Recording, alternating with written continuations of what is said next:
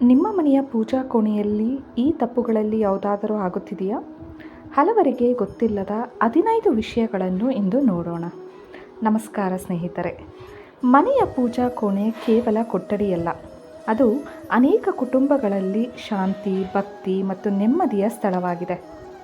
ಇಂದು ಪೂಜಾ ಕೋಣೆಯಲ್ಲಿ ಸಾಮಾನ್ಯವಾಗಿ ಆಗುವ 15 ತಪ್ಪುಗಳ ಬಗ್ಗೆ ತಿಳಿದುಕೊಳ್ಳೋಣ. ಈ ವಿಷಯಗಳು ಸಂಪ್ರದಾಯ, ಸ್ವಚ್ಛತೆ ಮತ್ತು ಭಕ್ತಿಗೆ ಸಂಬಂಧಿಸಿದವು. ಮೊದಲನೆಯದಾಗಿ, ಪೂಜಾ ಕೋಣೆಯನ್ನು ಸ್ಟೋರ್ ರೂಮ್ ಆಗಿ ಬಳಸುವುದು. ಕೆಲವರು ದೇವರ ಕೋಣೆಯಲ್ಲಿ ಅನಗತ್ಯ ವಸ್ತುಗಳನ್ನು ಇಡುತ್ತಾರೆ. ಇದರಿಂದ ಸ್ಥಳದ ಸೌಂದರ್ಯ ಮತ್ತು ಶಾಂತಿ ಕಡಿಮೆಯಾಗುತ್ತದೆ.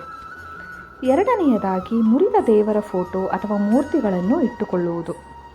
ಹಾನಿಗೊಳಗಾದ ಚಿತ್ರಗಳು ಅಥವಾ ಮೂರ್ತಿಗಳನ್ನು ಹಾಗೆಯೇ ಇಡದೆ ಗೌರವದಿಂದ ಬೇರೆಡೆ ಇರಿಸುವುದು ಉತ್ತಮ. ಮೂರನೆಯದಾಗಿ, ದೀಪದ ಪಾತ್ರೆಯನ್ನು ಸ್ವಚ್ಛಗೊಳಿಸದಿರುವುದು. ದೀಪದ ಪಾತ್ರೆಗಳಲ್ಲಿ ಎಣ್ಣೆ ಮತ್ತು ಕರಿಬುಕ್ಕಿ ಜಮೆಯಾಗಬಹುದು. ಅವುಗಳನ್ನು ನಿಯಮಿತವಾಗಿ ಸ್ವಚ್ಛಗೊಳಿಸಬೇಕು. ನಾಲ್ಕನೆಯದಾಗಿ, ಒಣಗಿದ ಹೂಗಳನ್ನು ಹಲವು ದಿನ ಇಟ್ಟುಕೊಳ್ಳುವುದು. ಹೂಗಳು ಒಣಗಿದ ನಂತರ ಅವುಗಳನ್ನು ತೆಗೆದುಹಾಕುವುದು ಉತ್ತಮ.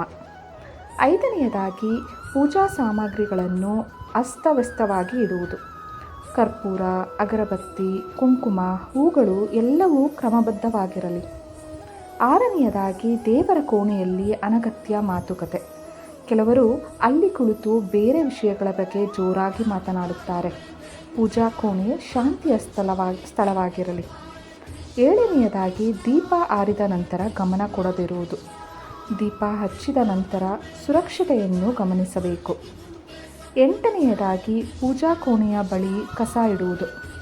ಕಸದ ಬುಟ್ಟಿ ಅಥವಾ ಅನಗತ್ಯ ವಸ್ತುಗಳನ್ನು ಹತ್ತಿರ ಇಡಬೇಡಿ. ಒಂಬತ್ತನೆಯದಾಗಿ, ದೇವರ ಫೋಟೋಗಳನ್ನು ತುಂಬ ಹೆಚ್ಚು ತುಂಬುವುದು.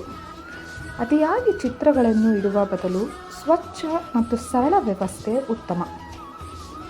ಹತ್ತನೆಯದಾಗಿ, ಪೂಜೆಯ ನಂತರ ಸ್ಥಳವನ್ನು ಸ್ವಚ್ಛಗೊಳಿಸದಿರುವುದು. ಹೂಗಳು, ಪ್ರಸಾದದ ಅವಶೇಷಗಳನ್ನು ತೆಗೆದುಹಾಕಿ.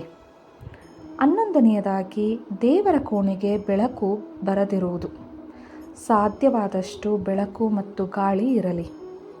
12ನೆಯದಾಗಿ, ಅಗರಬತ್ತಿಯ ಬೂದಿಯನ್ನು ದಿನಗಳ ಕಾಲ ಬಿಡುವುದು. ಇದರಿಂದ ಸ್ಥಳ ಅಸ್ವಚ್ಛವಾಗಬಹುದು. 13ನೆಯದಾಗಿ, ಪೂಜಾ ಸಾಮಗ್ರಿಗಳ ಅವಧಿ ಗಮನಿಸದಿರುವುದು. ಹಳೆಯ ಎಣ್ಣೆ, ಹಾಳಾದ ಹೂಗಳು ಅಥವಾ ಕೆಟ್ಟ ಪ್ರಸಾದವನ್ನು ಇಟ್ಟುಕೊಳ್ಳಬೇಡಿ. 14ನೆಯದಾಗಿ, ಪೂಜೆಯನ್ನು ಅವಸರದಲ್ಲಿ ಮುಗಿಸುವುದು. ಕೆಲ ನಿಮಿಷಗಳಾದರೂ ಮನಸ್ಸಿಟ್ಟು ಪ್ರಾರ್ಥನೆ ಮಾಡಿ. 15ನೆಯದಾಗಿ, ಕೃತಜ್ಞತೆಯನ್ನು ಮರೆಯುವುದು. ಪೂಜೆ ಎಂದರೆ ಕೇವಲ ಬೇಡಿಕೊಳ್ಳುವುದಲ್ಲ, ನಮಗಿರುವುದಕ್ಕೆ ಧನ್ಯವಾದ ಹೇಳುವ ಸಮಯವೂ ಹೌದು. ಸ್ನೇಹಿತರೆ, ಈ ವಿಷಯಗಳು ಕೇವಲ ನಿಯಮಗಳಲ್ಲ, ಭಕ್ತಿ, ಸ್ವಚ್ಛತೆ ಮತ್ತು ಶಾಂತಿಯನ್ನು ಕಾಪಾಡಿಕೊಳ್ಳುವ ಸಣ್ಣ ಅಭ್ಯಾಸಗಳಾಗಿವೆ. ನಿಮ್ಮ ಮನೆಯಲ್ಲಿ ಪೂಜಾ ಕೋಣೆಯ ಬಗ್ಗೆ ನೀವು ಪಾಲಿಸುವ ವಿಶೇಷ ಅಭ್ಯಾಸ ಯಾವುದು? ಕಮೆಂಟ್ನಲ್ಲಿ ತಿಳಿಸಿ. ವಿಡಿಯೋ ಇಷ್ಟವಾದರೆ ಲೈಕ್ ಮಾಡಿ. ನಮ್ಮ admire the journey channel subscribe ಮಾಡಿ. ಧನ್ಯವಾದಗಳು.